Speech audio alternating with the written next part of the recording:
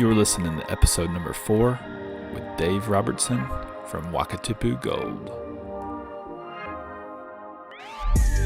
Welcome to the Creatives Unite podcast, hosted by Alex Moore, former Hollywood actor and side hustle jeweler, and Wayne Ostrowskis, former professional athlete turned apparel designer and maker. Each episode will bring you inspiring stories and advice from creative business owners and side hustlers from all over the globe. Thanks for listening, and we hope you enjoy the show.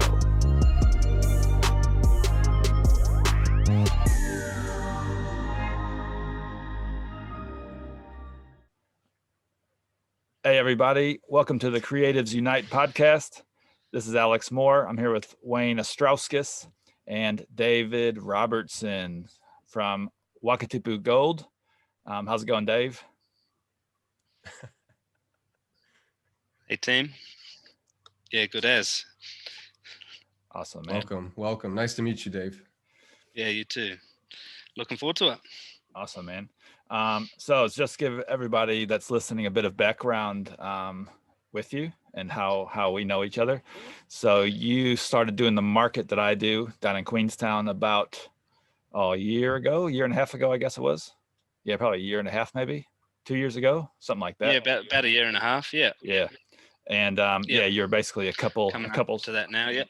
Yeah. So you were a couple stalls down from me at the market, and then we just got to know each other. And then we started carpooling to the market together because we both live in Cromwell, which is about 45 minutes or so away from Queenstown. And so that's how we got to know each other. And we'll go into a bit more about that later. But thanks for coming on to the podcast with us, Dave. You're our first actual not in person, but on video guest, I guess. So it was good to have you with us. Awesome. Looking forward to it. Cool, man. A bit about your background. So you're in, like I said, in Cromwell, New Zealand with me here. And you're originally from Auckland, though. Is that right? Yep. Yeah. Born and raised up in Auckland. And then when I was about 18, 19, moved over to Australia and spent about 10, 11, 12 years in Brisbane.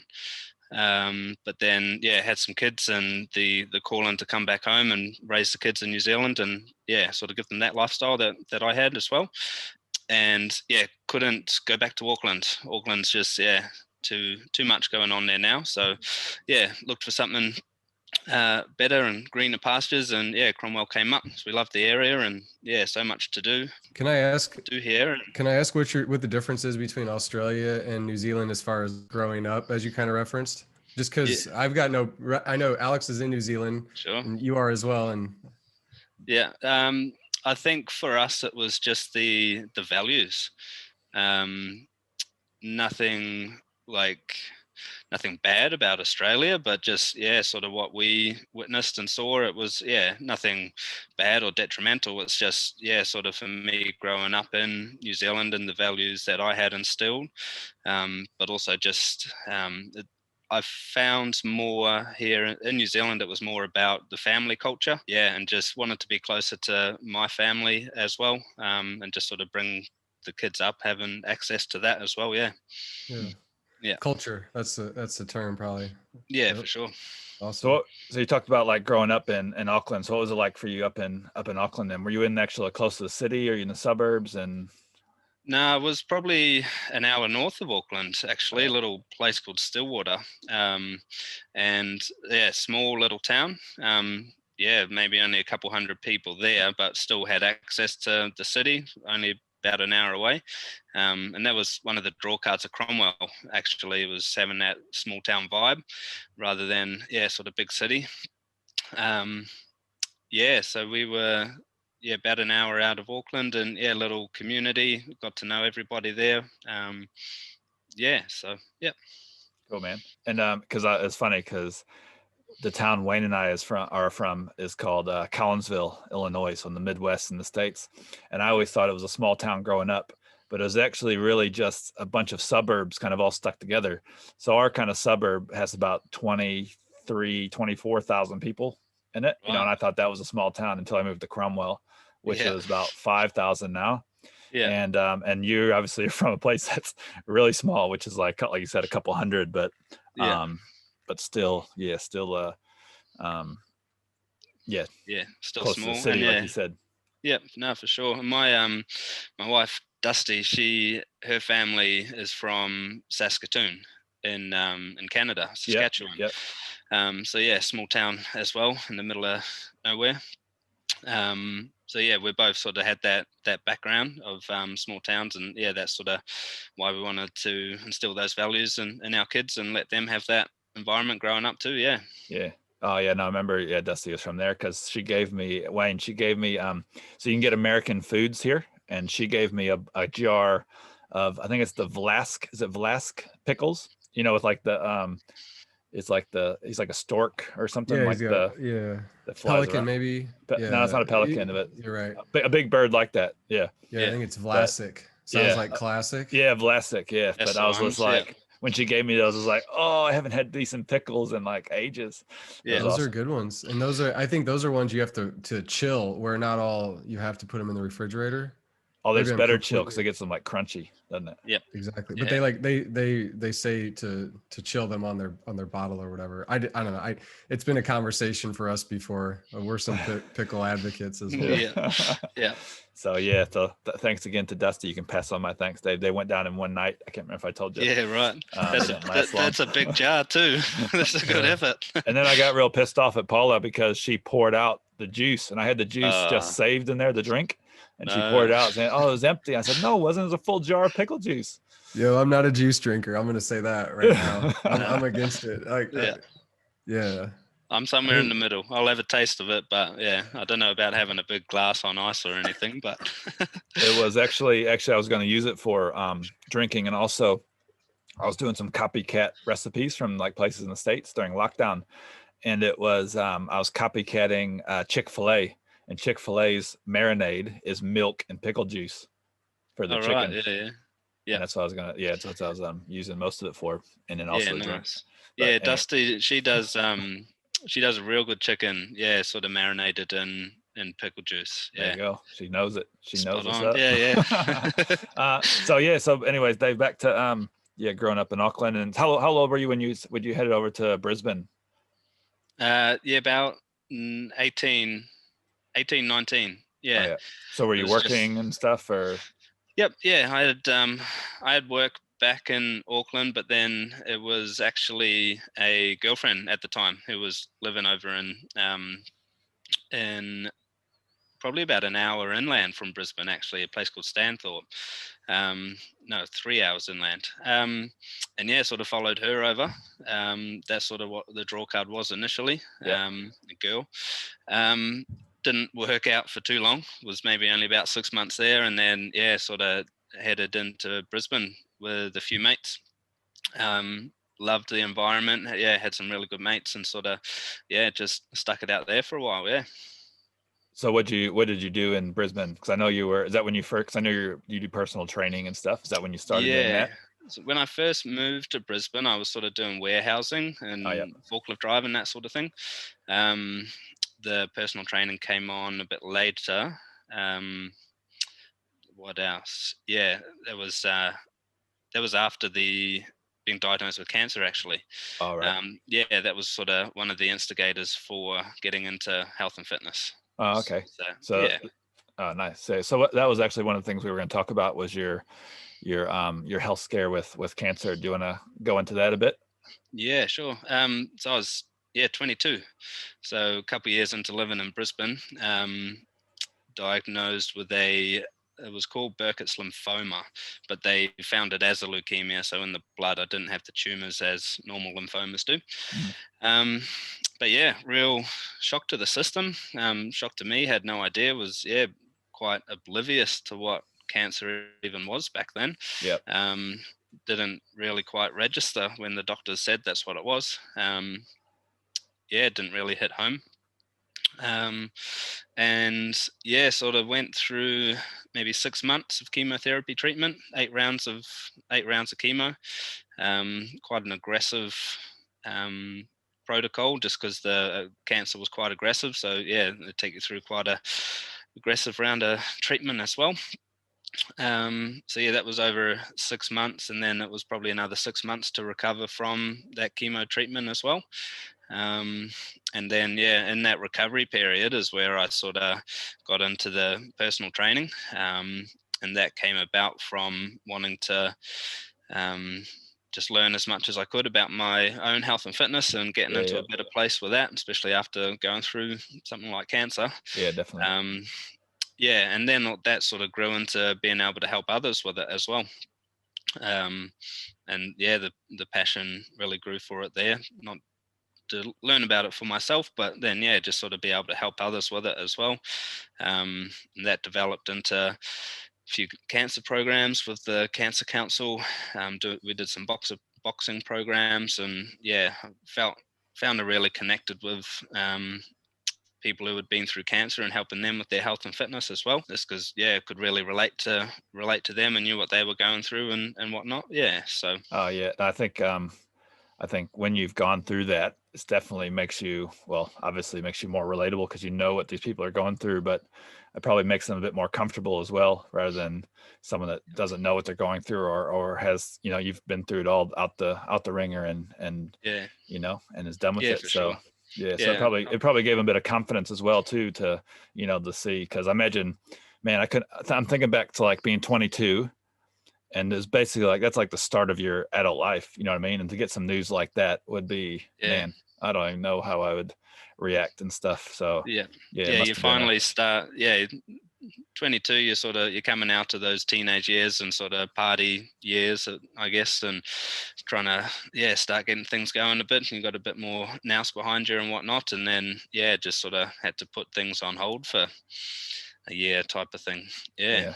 Oh man, yeah. No, yeah, it's and as I was actually talking to Wayne during his interview that we did with him about fitness and stuff, and I was telling him that I wish that I kind of knew back then what I know now in regards to like fitness and training and things like, and diets, you know, yeah, no because I doubt. was my diet was it was like basically lived on fast food and, you know, meat and stuff. I don't think I had much fruit or vegetables really ever. Maybe French fries, if that No, counts as a vegetable.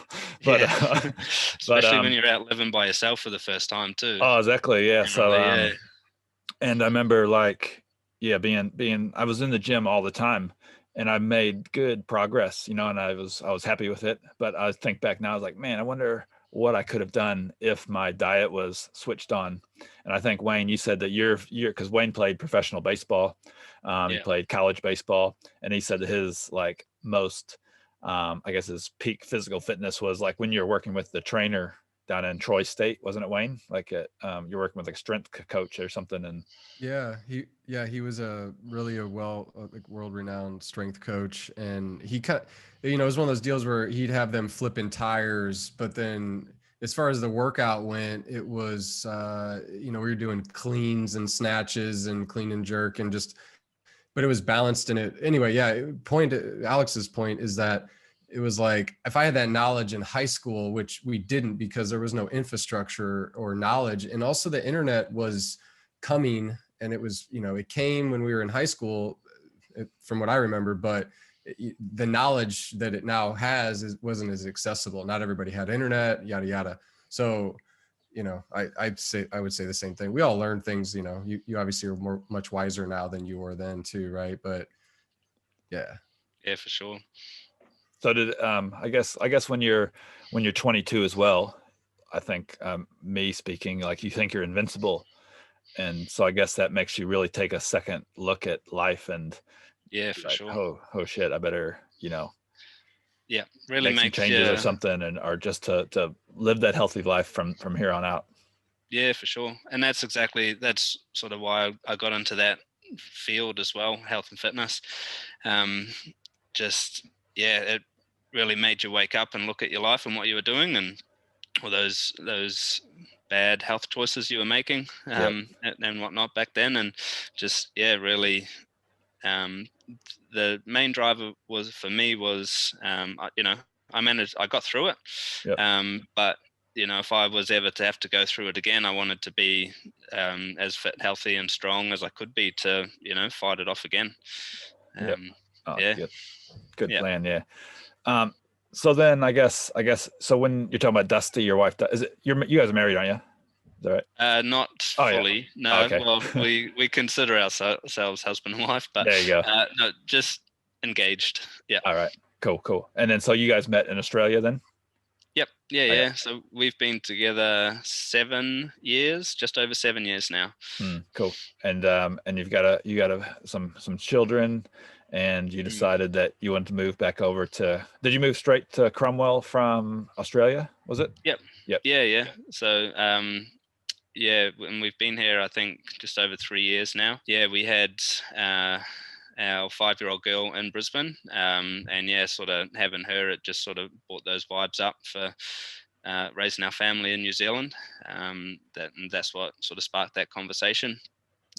We'd been holidaying a fair bit in Queenstown across the year, sort of thing, and yeah, just loved the area, but yeah, sort of looked into Queenstown, but just wasn't the right area to bring kids up. Good holiday destination, but yeah, not really family wise. So Yeah. sort of looked at a map and found Cromwell. It was close enough to it and Wanaka, and we had never been to Cromwell before, but we decided on it and made a couple calls and called the primary school and whatnot, and just checked out what they were all up to, and yeah, seemed like a really good fit for us, and yeah, made the move. Yep. That's when I first met Ashton, is because I was teaching at the school and had met him, and then I coached him in basketball. Right. Coaching him during basketball season too. Yeah, so it was kind of like a blind move to Cromwell then.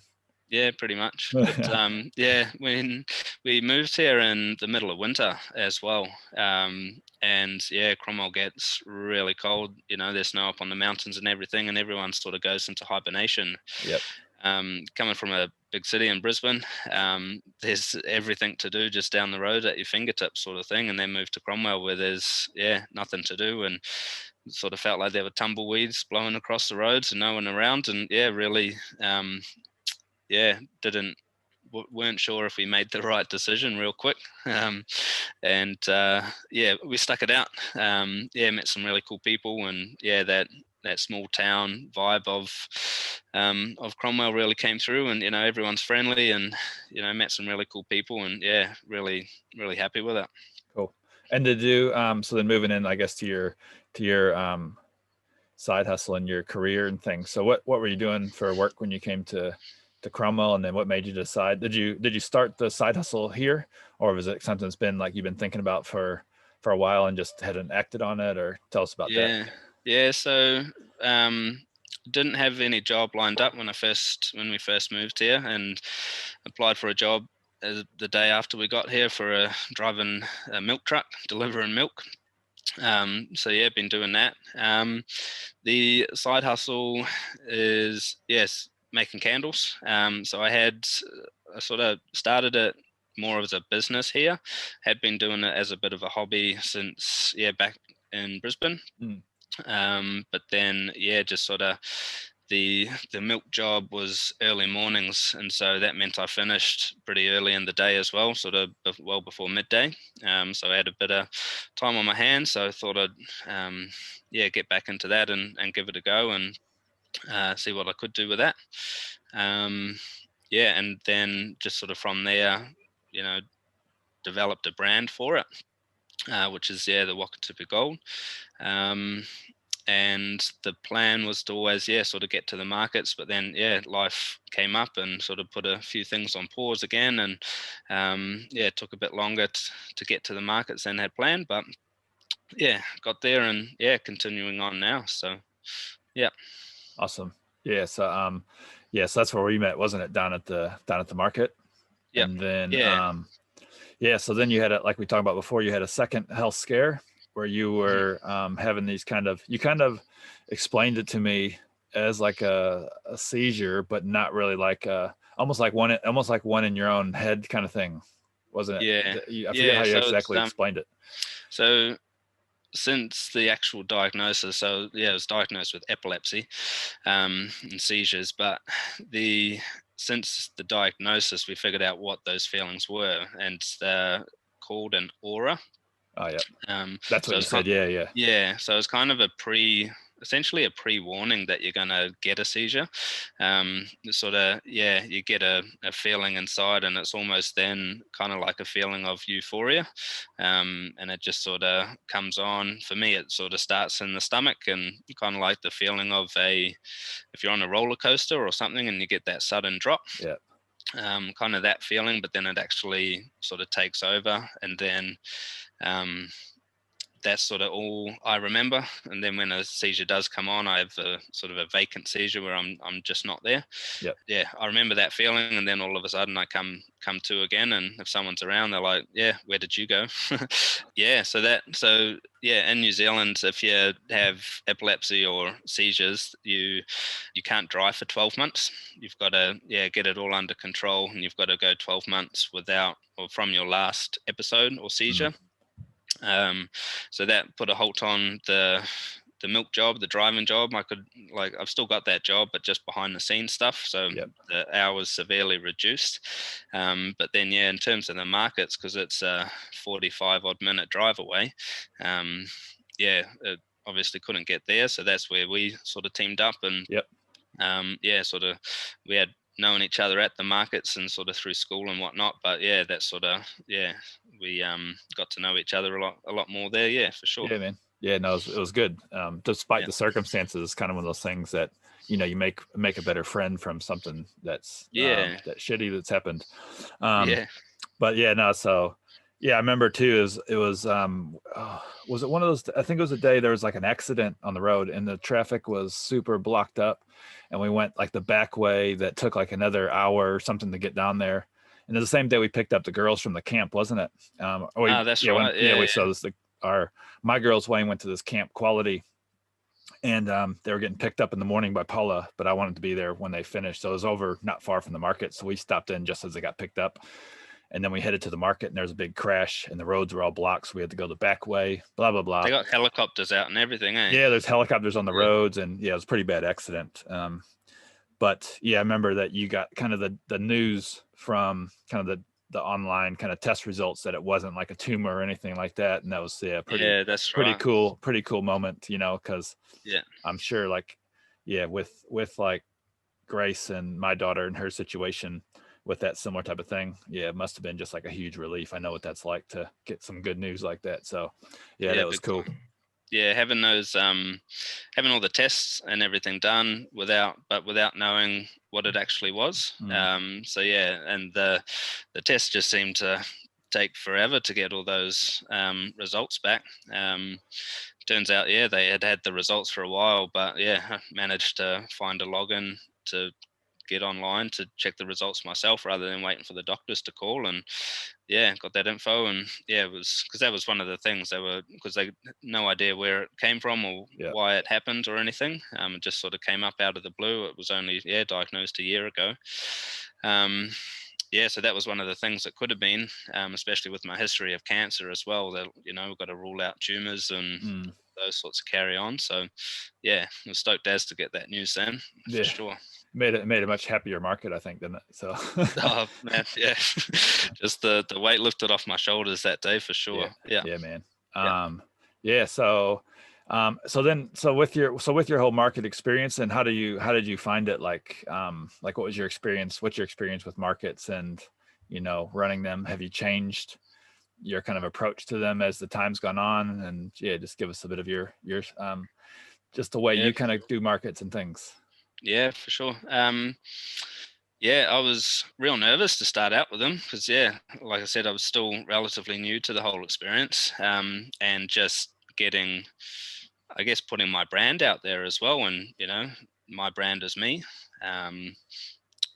especially when you're first starting it all out, you're putting your heart and soul into it. And it's especially when you're creating a product from scratch and, handmade products. So, it was quite nerve-wracking to start with, and what's how is it going to be taken by the market? But as things went on, you get more confident with it all, and you get some good feedback, and you have some good things sort of go your way, make some good sales and whatnot, and you get more comfortable with it. Yeah. In terms of, especially with the whole COVID thing, I have had to um, change things up and put more focus and emphasis into online sales.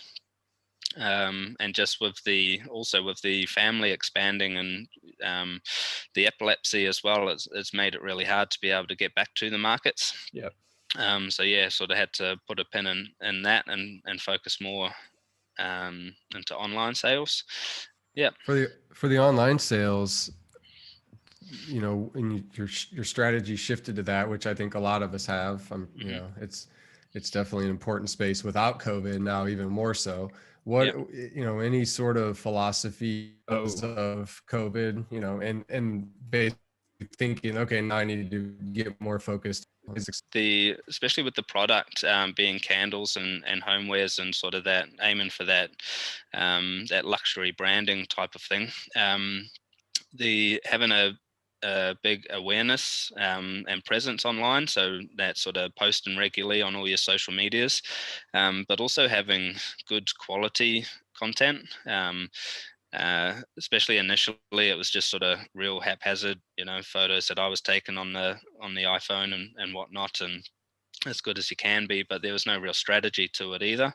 It was just like, oh, today's Saturday, I better post something. So what should I post, and try and figure it out on the spot. And I just really found having some professional photos done, but also, like, you know, if you're not in a position to pay for them, um, something I did was a bit of an exchange. So gave them some product in exchange for some photos and some content and that sort of thing, which was really cool. But also that gave me just and put a strategy in place for all those postings and putting pictures up, and actually having a plan to it was really important. And that combined with some Facebook ads, or sort of paid advertisement as well, was sort of what I've been focusing on. The other aspect of what I do is I do some wholesale custom branding candles. So I've done that, and that's sort of come about from essentially just networking in the local community. You just never know who you're going to speak to, and that's the beauty of a small town, is that you chat to one person and they chat to someone else, and then all of a sudden I've got 80 an order for 80 candles, for custom candles sort of thing, and then that leads on to someone else, and that word of mouth and referrals has really been good for me as well. Yeah. So those custom candles, as I'm understanding it, and correct me if I'm wrong, is that where, say, a company that maybe it's a boutique, whatever it is, they come to you and say, hey, we'd like you to make candles for us, and then do you slap their label on it? Essentially, yeah. The few I've done so far have been ones for a real estate agent. So I put there, and so I make the candle, I do all of that. I've got a really good manufacturer for stickers, so I arrange the sticker printing as well, just so we can get it lines up with all the branding and good quality stuff as well. And just put their branding on it. They use that as client gifts, and also brand awareness for them, sort of being out in the community as well. And so more or less, I haven't got any retail shops that I sort of put their branding on as yet, and it's just sort of been more for client gifts so far. But all of that is it all works. Yeah, yep. it all No, works. exactly. Yeah. And lastly, do you put any of your info on there, like made by, just like a little on the bottom type of thing? Yeah. So exactly right. So on the back of the candle down the bottom, I've got a little fragrance logo, or a little fragrance sticker, and that says what the candle is. But then it's also got a real small image of my logo, but then also my website as well. And the way I set up the candles is I've got a little business card, and it's got burning instructions as well, just some little tips and how you can sort of best take care of your candles. And I use wooden wicks as well, just for a little point of difference. So just a little bit of care information and that sort of thing. So I put those cards in the candle box as well. So there's a bit more of my contact information as well. Yeah. And Have you ever had? Oh, sorry, Wayne. Go ahead. I was just going to ask one more thing here quick, is that how did you get into candle making? And, you know, so for me, like I do tie-dye and screen printing and I really love it, you know, and I realize there's different ways to make money and you don't necessarily have to love everything, but I think you put everything into your brand here. So I'm curious how you got into making candles to begin with. But Alex, if that question needs to be answered, or we can talk about that after yours, if I'm getting us off topic, then no, I was just asking about, because I was when you asked him about, you know, having his contact information on the candles, I was just wondering if you've ever had somebody get back in touch after that candle burned down and been like, oh yeah, I had this creme brulee, because I know it's one of your scents. I have this creme brulee one I got from the real estate agent, and I love it. Right. Can I buy some more off you? Yeah, not yet. Not yet. But they haven't burned down enough, I guess. So once they, something like that. Yeah, they're in waiting. They'll come. Oh, yeah. Yep, there you go. But yeah, in terms of getting into candle making, that was so that was back in Brisbane when I was doing the personal training. We were doing a lot of personal development as well. Still do, but yeah, I was listening to a podcast and got the idea for it, and it was one of those sort of manly men type podcasts, and what, you know, how to be a better man sort of thing. And yeah, one of them was just talking about hobbies, and just for something to continue some growth and development and learning something is the main thing, just to always, you know, be moving forward. And yeah, one of the ideas and things was making candles. And just got a little kit that came with a jar and enough wax and fragrance to make one little candle, and yeah, enjoyed it and went from there. And I find it, like, I quite enjoy the process of it. And it can actually be, you sort of get in the zone with it and quite enjoy it. And, you know, that's you creating something, you know, yeah, for sure. So it started out as a personal development, little exercise basically. And I think that's great, man. It reminds me, I got a harmonica from my aunt for Christmas one year when I was like 15, and I was like, oh, harmonica. And I'm musical. I played instruments and I still do, but drums primarily. And then I was like, I got it home after you got all your gifts or whatever, which is great to get gifts. And man, it came with a tape and a booklet, and I started playing it. I taught myself through listening to this tape and had instructions on how to do it. And I can jam. I've jammed at parties before when people are in. I enjoy that though. And that was a thing I stumbled upon because of my aunt, you know, just giving a little gift that probably didn't cost very much. It's pretty cool. Yeah, nice. You used to jam, remember that, Wayne, the harmonica? And it's funny because we were just we were talking about harmonicas the other day here, is that the kids, and I did too when I was a kid, but you know, they play recorder, like the most obnoxious instrument ever. And we were just thinking, we were like, man, why don't, because some friends of ours were visiting, and their kids, they learned how to play harmonica. And it's like, man, why don't they teach all the kids to do harmonica? Because even when you're playing the harmonica bad, it still sounds good. It's not like it's like a whistle, a recorder where it's just like the ear piercing, you know, sounds all the time. Even on a good note, a harmonica's bad. I mean, a recorder's bad sounding. Yeah. Real quick on that. So a recorder is more like a whistle that you cover the holes, you know. It's just that you just manipulate the whistle by closing them. But then a harmonica has little metal, I'll just call them fingers, but really like thin pieces of metal that similar to how like a piano would hit. So they vibrate. Like when you blow, they vibrate is how that works. And point is, the vibration's much more chill in a harmonica than it is at the whistle. Yeah. used to be just as good as that guy from Blues Traveler, didn't you, Wayne? I can't say that at all, my friend, but you know, the cool thing about a harmonica is that you blow on it and you're making a note. Yeah. It's easy to play, and you can, if you have one in the right key to the song that you're on, you can really improvise and you're going to fit in. So I think a harmonica is awesome. Yeah, that's cool, man. Yeah. So I am a rock star though. So we do share that. Yeah, Dave. So Wakatipu Gold, and it's funny because you were just telling me about this the other day when I saw you about the name Wakatipu Gold. So it has a bit of alternative meaning as well in the area around It here. does, yeah. So I've heard. Wayne, appreciate this being in After the Portland. fact, yeah. So yeah, I took a long time to sort of come up with the name, and was trying to think of, because the original plan was to get into the markets at Queenstown, which really focuses on tourism, and just really wanted to encapsulate the area. Have something really cool. And obviously the big lake in Queenstown is Lake Wakatipu, and then a lot of the area and through the rivers and whatnot are known for gold mining. So eventually, after hundreds of other combinations, I eventually come up with Wakatipu Gold.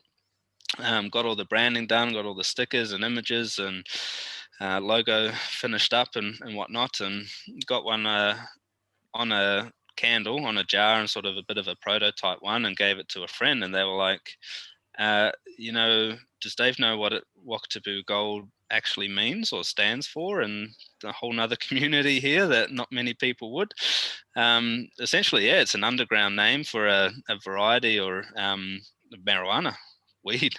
So it was pretty funny, but reefer, that's like sublime. They go through that and they say reefer. Yeah. So every now and again, I'd get a few shady characters walking past the stall and at the market, sort of giving me the eyes, like, what else are you selling other than candles? They take a sniff of the.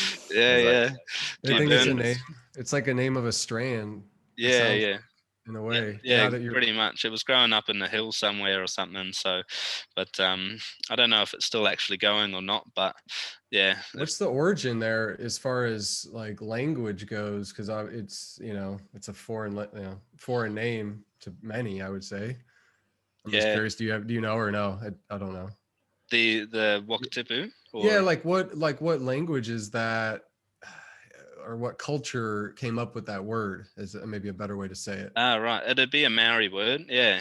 A Maori word. Yeah, but just from the locals. Yeah. But so fill us in, because I'm fill in the Wayne US. in. He doesn't. Wayne doesn't know. Wayne doesn't know. I'll let you describe that, Dave, because you're a native New Zealander, so you could give him more of the background of Maori background, what it means or what it actually is. Yeah, so I guess they're the indigenous culture and people of New Zealand. They were here. Sort of. Then everybody else came in and sort of took over. But so a lot of the terms and place names are Maori words. Have lots of other meanings, and well, not lots of other meanings, but something sort of culturally to them. Yeah.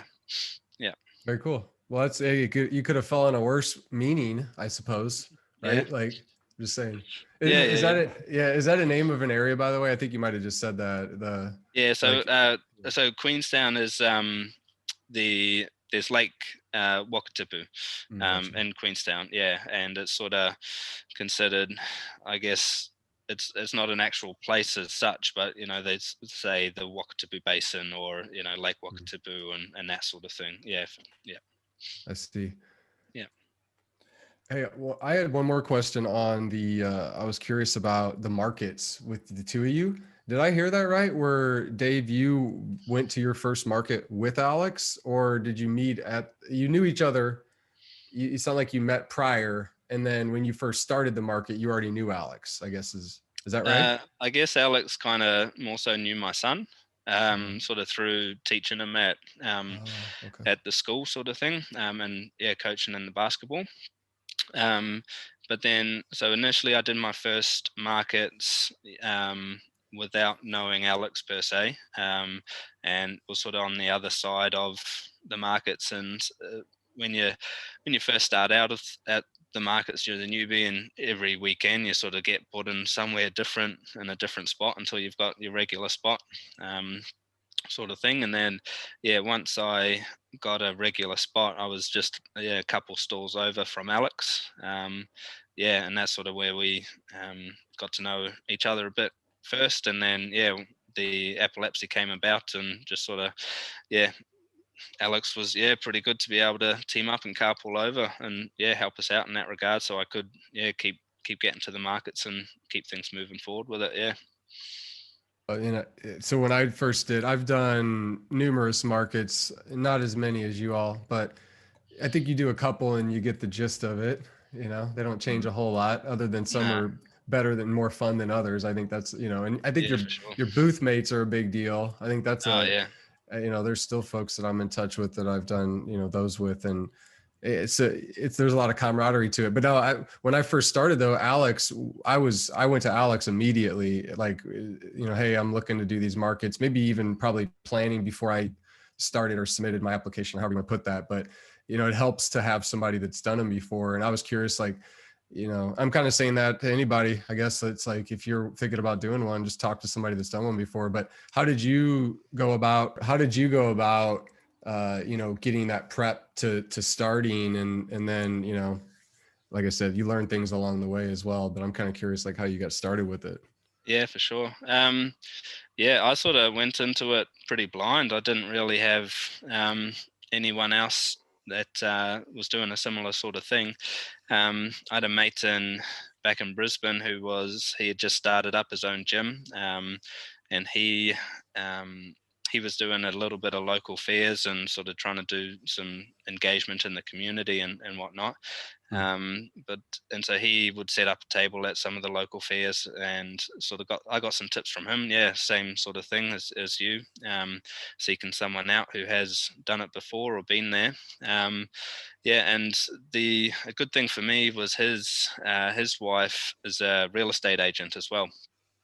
So she was heavy into sales, and she gave him a lot of real good tips and just sort of engaging the patrons. So I got some really good tips from him, but essentially just went in blind and just learnt on the go type of thing. But a few tips from them, and I think one of the biggest tips they gave me was not necessarily just to sit back and let people come to you or your stall. You can get out the front and have a chat to people and, sort of somewhat direct them in. And, you don't have to be pushy or salesy. You just have a chat to people and say good day and say hello. Yeah, exactly. Yeah. And that's a big thing. And in Queenstown, everyone's there for a holiday typically. So they're all up for a chat and want to find out or chat to a local or see what's going on. So, you spark up a conversation, say good day, and then, they ask what you're doing, and it's like, oh, I'm making jewelry, I make it all myself, or, I make all these candles myself. So you can actually be a bit more proactive about it all. And that was probably one of the biggest tips that I got. Any others that stand out? Just because that's a really good one, and I would totally agree with that. Any others that I think you learn things along the way from different folks, and you might just catch one thing from somebody, but it might stick with you forever. Yeah, exactly. No, for sure. The other thing, and it probably seems a bit cheesy, or sounds a bit cheesy, but the old guess the jelly beans in the jar type of thing. But for me, I did a slightly different take on it, because I make the candles I do, we use soy wax. So I got a whole bunch of dried out soybeans, put some soybeans in a jar, and I had a little competition for each market. We'll give away a candle, guess the soybeans in the jar type of thing.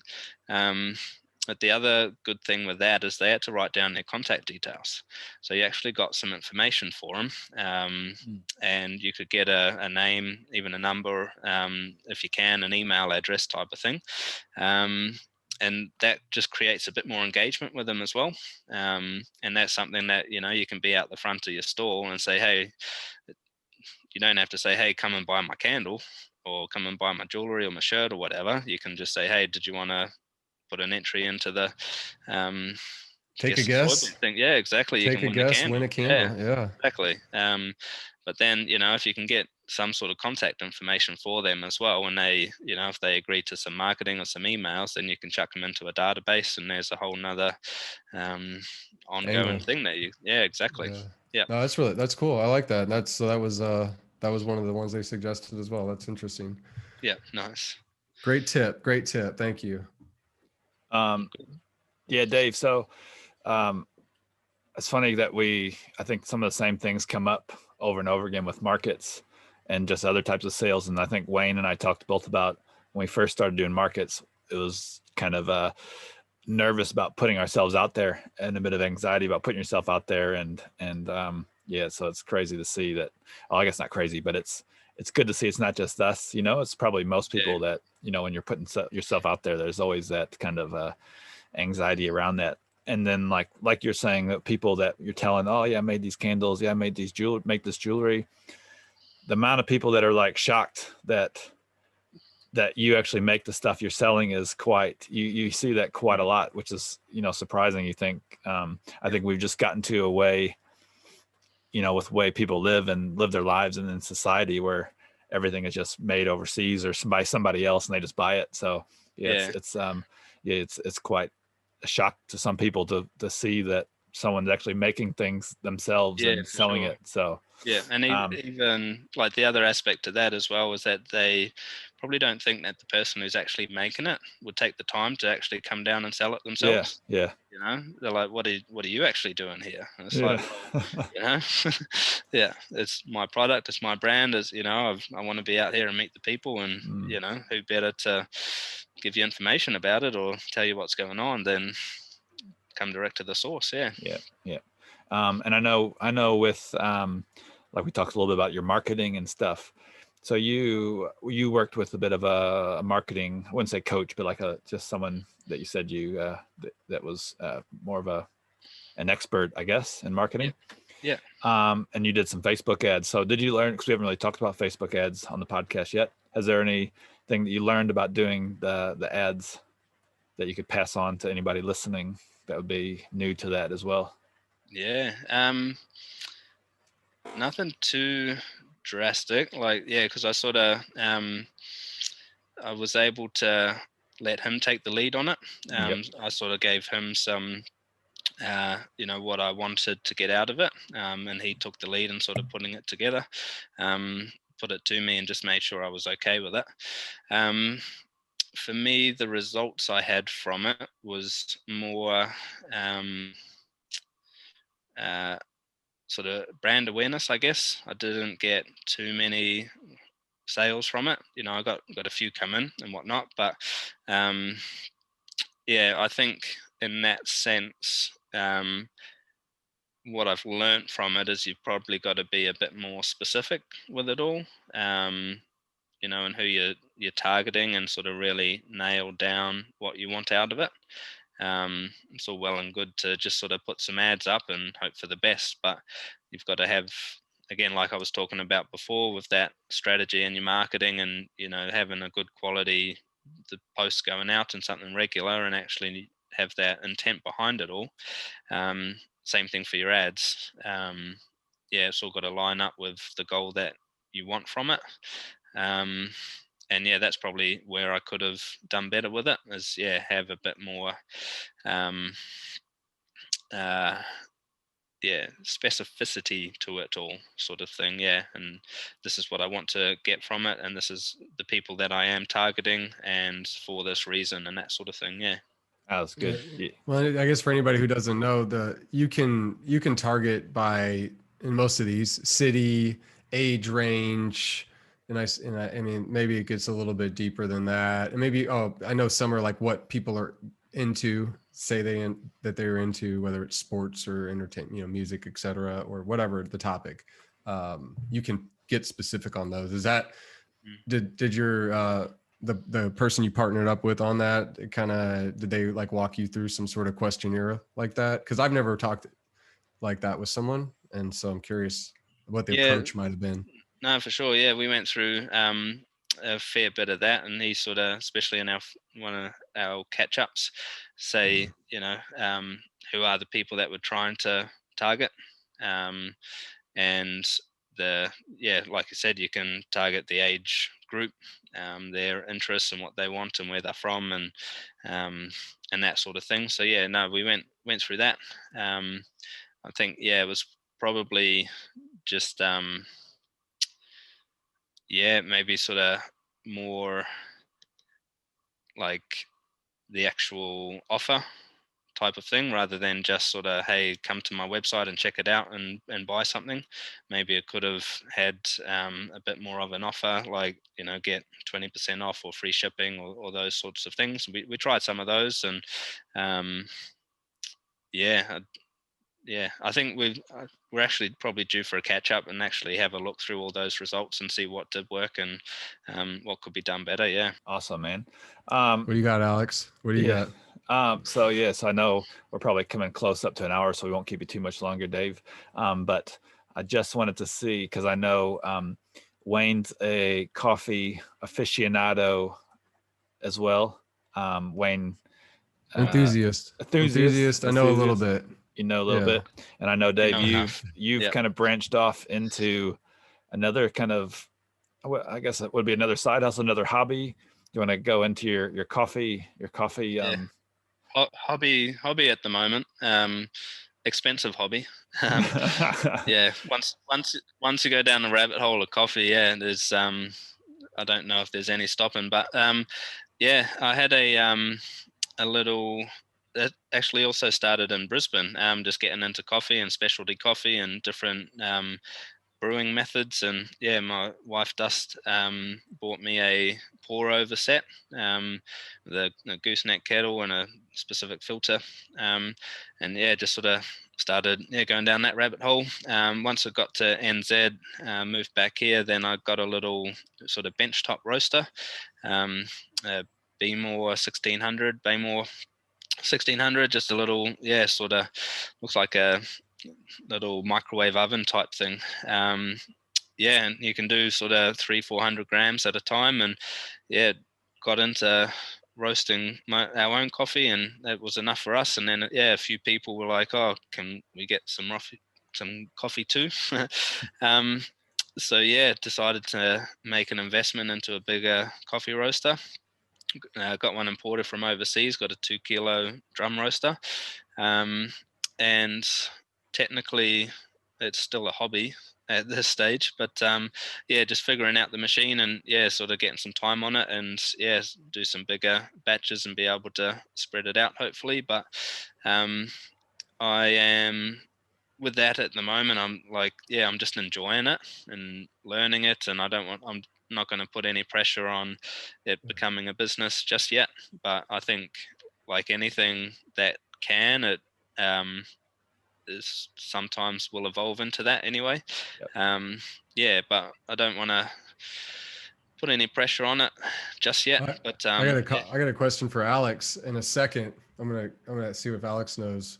But Dave, I'm curious, like, what are you into with the coffee? And when I say that, I like espresso, and we've got a nice little machine that makes espresso that seems like a true form of espresso, because I've worked at different coffee shops and chains. And one chain, I worked at Starbucks for a bit, and you learn a lot. They actually teach you a lot there. So that was actually surprising to me, the amount of passion that goes into, not surprising, but it was a good feeling to get that, like, support on learning coffee origins and this and that. I'm curious, like, what are you into as far as coffee goes, like specific drinks, or however you want to put that?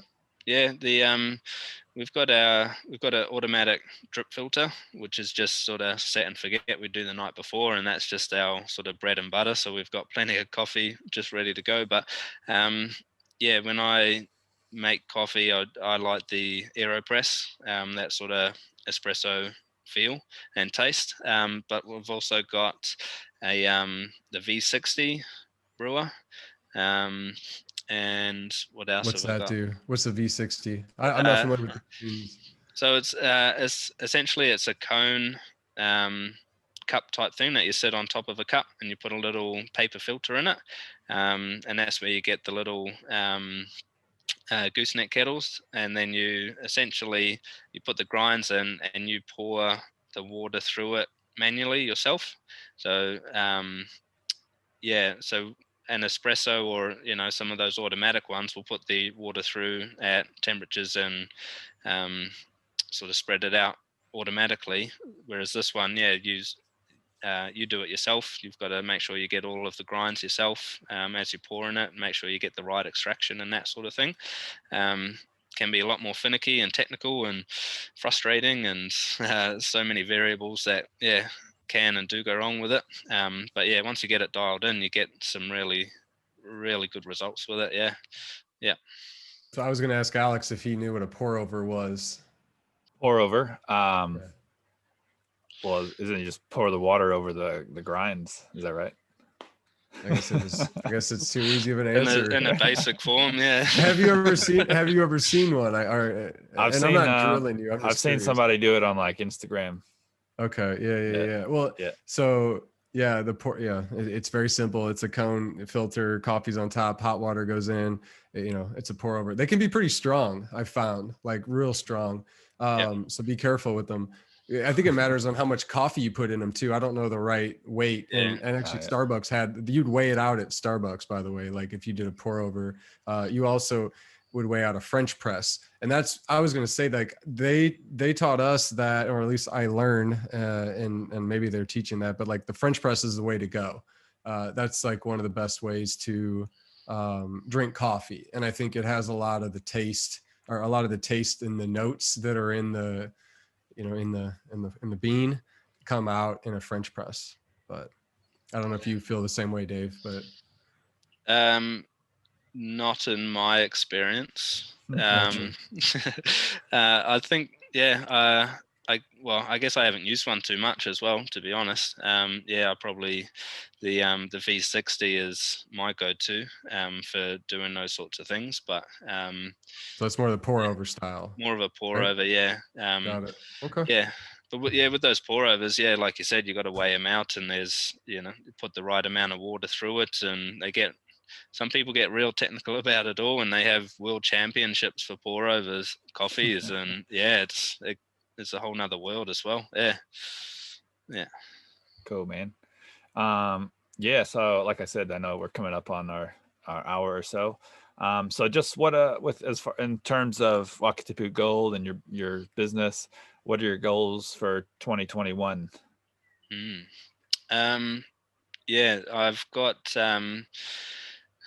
I've actually handed my notice in at one of my other jobs, at the milk job. Oh, really? Oh, yeah. Yeah, so that was that changed around to have to be night shifts stuff or evening work, and it just wasn't working for the family, working through till 8, 9 at night sort of thing. So decided to hand the notice in there. I've got a part-time job somewhere else as well, but that'll open up a lot of time and hours to do some more or focus more on the Wakatipu Gold. Hopefully have applied for a grant for some marketing money from the government, like some COVID relief stuff that's happening here. So just waiting to hear back about that, if that will come through, and then have someone who I've been chatting to who can help us out with that. They are a provider for that fund. So if that all comes through, then hopefully can put some real good plans in place and get some good strategies going, and sort of the aim is to definitely grow Wakatipu Gold this year, put some more focus into it, and have it bringing in some more money to replace the other jobs. Nice. Well, I hope you smash those goals out. And would it be a goal eventually to get to full time doing it? Yep, for sure. Yeah, that's the plan. I'm still doing a bit of personal training here as well. And that's like one part of me doesn't want to give that up, because I enjoy it, and that's something I'm passionate about, helping other people. But at the same time, like, I'm really passionate about Wakatipu Gold and the brand there and everything that we're doing. I'd love to get that to be a full-time gig, but also grow it into a business and have employees down the track and that sort of thing, and see where it all goes. Great. That's awesome. I think that's kind of Wayne and my goals as well for the future, one day get to those places. So I'm sure one day we all will, and we'll get to get you back on the podcast to give some updates on that journey as well. But Wayne, did you have anything else any questions or anything? You good? No, I think we've covered a lot of great stuff, and I appreciate the insight and just hearing your story, Dave. It was really nice to meet you, and we got to make sure we plug where to find Oh, yeah, that's it. Yep. products for sure. Yep. Yeah, no doubt. Yeah, no, thanks for having us. Yeah, Dave. So go ahead, Alex. I was gonna say, Dave, let us know where people listening can find you, all your websites and social medias and all that stuff. Yeah, for sure. The website's wakatipugold.co.nz. Facebook and Instagram are Wakatipu Gold Candle. Yeah, whichever one you're on. Yep. And then for people Alex, go ahead. I was saying, and Wakatipu is Wakatipu, isn't it? So I know that's the one. Yep. Could be a bit tricky. Why don't you add that as a graphic at the bottom, like as he's saying it? Yeah, Dave, go like this. Go like this with your fingers, and I'll make it flash up. There you go. That's it. It'd be magic. Hey, the other thing. Hey, one more question about shipping to the States or internationally, Dave. Is that something that you do? I'm actually just looking at that. I hadn't had it open to the US, but for whatever reason, I'm actually getting a lot of viewers and website, coming from the States. So I'm just in the process of getting that opened up. So that won't be far away. So email Dave, shoot him a message. He'll figure out how to ship it to you if you want it. Yeah, exactly. Like the website might not do it directly, but if you come to me direct, then I can sort it out. Yeah. And Dave, I know when in saying that, I know that mine has increased as well. And I think you get a lot of people because they can't travel here, and they may have been here before and they can't travel at the time. So maybe they want to get some gifts from New Zealand that they didn't pick up while they were here and they can't come back, blah, blah, blah. That they're looking at things that they can get from other places as well. So I've had a few orders come in from the States recently too. So which is cool. Coincidental, I guess, with same as you. Make sure we open it up, Yeah, definitely. But yeah, Dave, I just wanted to say thanks for coming on and giving up some of your day today. I know you had the day off, and I just want to say that I appreciate you, and you've gone through some struggles, but you've come through the other end, and I just hope the best for you and the brand, and just everything the best. Like I said, all the best for you. Yeah, nice. Yeah, thanks heaps for that. Yeah, really appreciate it, and looking forward to seeing where the podcast goes too. Happy to be a part of it. Yeah, no, it's awesome. So like I said, thanks again. And if you guys are keen to check out Dave's brand of candles, and you do some other stuff too, don't you? Like some bath salts and do bath salts, reed diffusers, melts for your oil burners as well, and that sort of thing. Yep. And like some nice gift boxes and things. So if you're listening, hit Dave up. He'll take care of you. No doubt. But anyways, guys, thanks again, Dave. Thanks again, Waynehead, Mystic Fern. And we'll see you guys in the next one. Peace. Sweet. Later.